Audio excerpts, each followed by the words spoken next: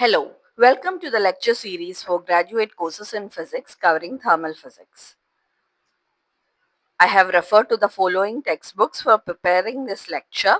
However, the main textbook I have used is Heat Thermodynamics and Statistical Physics by Brijlal Subramaniam and Hemne.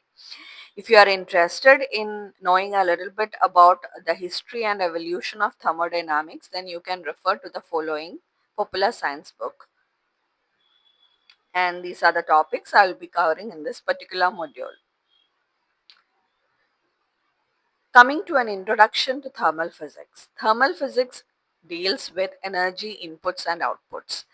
It is mainly concerned with studying the bulk properties such as pressure, temperature, volume, or specific heat capacity of materials. Now, this can be done in two approaches, two complementary approaches. The first one is referred to as a microscopic approach, where average behavior of individual particles are studied.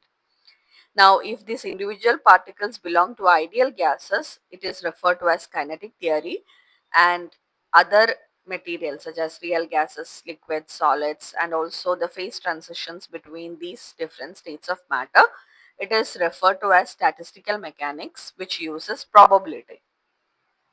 The other approach is a macroscopic approach, where instead of individual particles, we are more concerned with energy exchange between system and surroundings.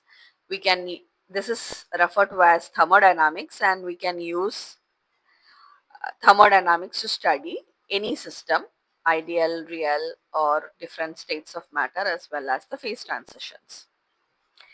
Majority of the developments in thermodynamics started with the industrial revolution. So most of the discoveries that you will be seeing were developed between 1700s and 1900s. The landmark development was the steam engine, and with the invention of steam engines, scientists began thinking of ways to increase the efficiency of these engines.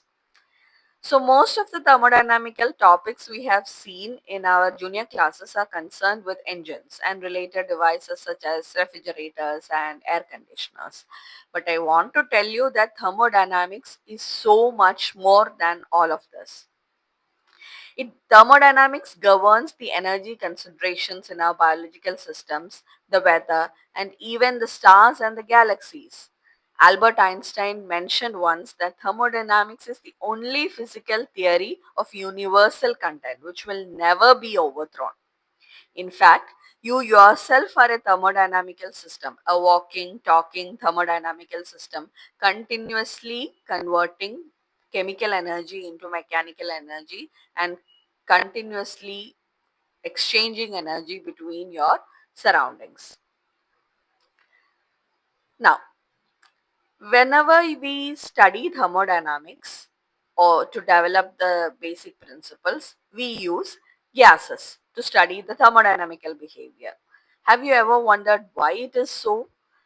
Because gases are easier to model, they show clear thermodynamic effects, by which I mean any change in, say, one of the properties such as pressure is immediately reflected in the other bulk properties. But this is not seen very often or very prominent in solids, liquids, and other states of matter. Therefore, it is easy to connect theory with real world applications. Now, we will be dealing a lot with what is referred to as an ideal gas. So what is an ideal gas? It is a model of a real gas, and it consists of particles which are hard spheres which move in random directions, constantly colliding with each other as well as with the walls of the container, resulting in a change in their direction. Now, there are 2 points you need to remember from the kinetic theory of gases, which are the following assumptions. First one is that the molecular size of the particles are much, much less than the intermolecular separation, which generally means the particle volumes themselves are negligible when you consider the properties. The intermolecular forces are also negligible. However, These will be explored later whether or not this can be applied to real gases. So please do keep these 2 points in mind. But how do we get an ideal gas? In practice, we can approximate an ideal gas with a very dilute gas, and real gases behave like ideal gases at low pressures and high temperatures. Noble gases are very close to ideal because their atoms hardly interact with each other, so that kinetic theory can be applied to noble gases at certain conditions. But what are the differences, or what are the considerations we need to make when studying ideal gases and real gases? So, a gas is considered to be ideal or real based on how well they obey the gas laws. All real gases show some deviation from the gas laws. By gas laws, I mean Boyle's law, Charles' law, Avogadro's law, and all of these three combined into the final ideal gas law. So all real gases show some deviation from the gas laws, particularly at high pressures and low temperatures. So at high pressures, what happens? There will be a lot more molecules colliding with the containers. So therefore, we will not be able, and these molecules will be interacting with each other. So the assumptions that we have seen earlier for kinetic theory, they might not be applicable to a real gas. Also, another point is for an ideal gas, the internal energy is a function of temperature alone, whereas for a real gas, the internal energy is a function of temperature and pressure. So this is also another point which will help you for derivations later on.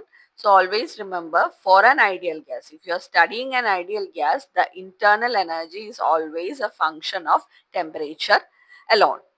But no gas is perfect or ideal in the real sense. So we will have to make corrections to these laws that we have derived based on the assumption that all gases behave like an ideal gas. So these are the things that we will be seeing in our consequent lectures. So this will serve as an introduction to thermal physics. Thank you.